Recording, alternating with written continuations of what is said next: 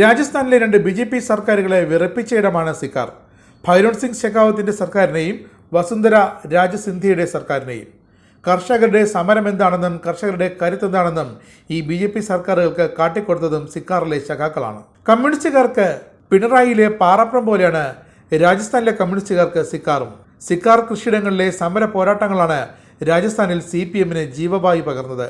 സിക്കാറിൻ്റെ കർഷകരുടെ കരുത്ത് കൊണ്ടാണ് രാജസ്ഥാനിൽ CPM നിന്നും പ്രതിപക്ഷത്തെ പിടിച്ചു നിൽക്കുന്നത്. അവിടുത്തെ ലോക്സഭാ സീറ്റിൽ 4 തവണ MLA ആയിരുന്ന ജനപ്രിയ നേതാവ് അമ്രാറാം ചൗധരി ഇത്തവണ സ്ഥാനാർത്ഥിയാകുമ്പോൾ CPM-നത് അഭിമാന പോരാട്ടം തന്നെ. അമ്രാറാം എന്തുകൊണ്ട് കർഷകർക്ക് സ്വീകാര്യനാകുന്നു?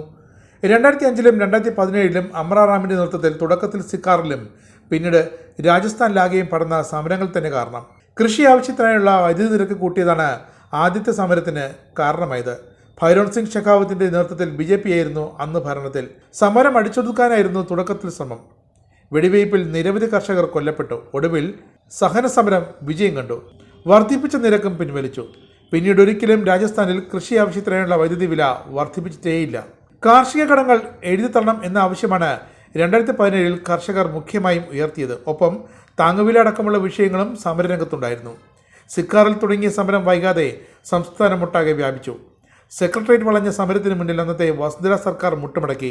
50,000 രൂപ വരെയുള്ള കാർഷിക കടങ്ങൾ എഴുതിത്തള്ളാമെന്ന ഉറപ്പിൽ സമരം അവസാനിച്ചു. എന്നാൽ ആ ഉറപ്പിൽ നിന്നും വസുന്ധര സർക്കാർ പിന്നോട്ട് പോയതോടെ രണ്ടാം ഘട്ട സമരത്തിന് 2018 ഫെബ്രുവരിയിൽ തുടക്കമായി. മുഖ്യമന്ത്രിയെയും മന്ത്രിമാരെയും കർഷകർ വഴിയിൽ തടഞ്ഞു.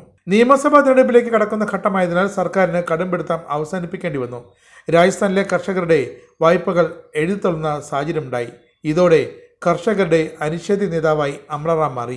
ഇത്തവണ കോൺഗ്രസിന്റെ പിന്തുണയും സിക്കാറിൽ CPM-നുണ്ട്.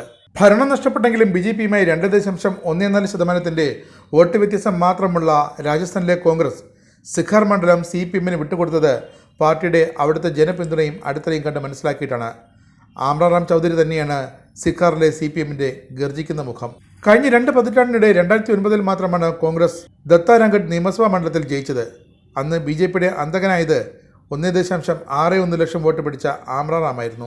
ഈ ഒരു പ്രകടനത്തിന്റെ പശ്ചാത്തലത്തിൽ 35%-ലധികം വോട്ടിന്റെ സ്ഥിര നിക്ഷേപമുള്ള കോൺഗ്രസിന്റെ പിന്തുണ കൂടിയാകുമ്പോൾ ഇത്തവണയും ഒന്ന് പരിശ്രമിക്കാമെന്നാണ് CPM-ന്റെ കണക്കുകൂട്ടൽ.